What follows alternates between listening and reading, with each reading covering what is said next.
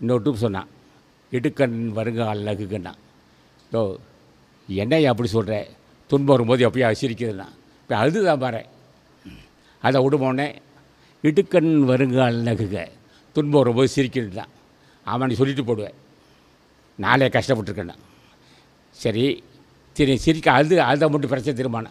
சரி வந்து நோய் வந்துருச்சியா, பிரச்சனை வந்துச்சு, கடை சும்மா வந்துச்சு, தொட்டது தொடங்கலை, என்ன செய்யணும்? அப்போ என்ன செய்யணும்? சிரிக்கணும். அவன் சொன்னான், சொல்லுதல் யாருக்கு எளியன்னா.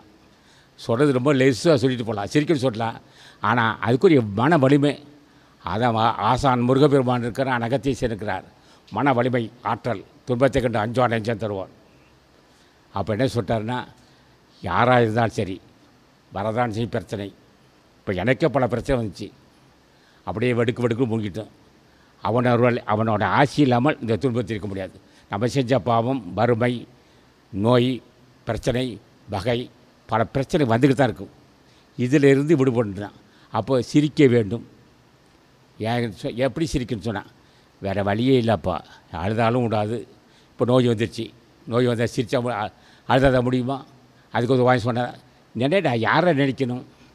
கருணையை வடிவான, கருணையை வடிவான, கருணையை வடிவான ராமலிங்க சாமிகளே, என்னையா நான் செஞ்சேன்?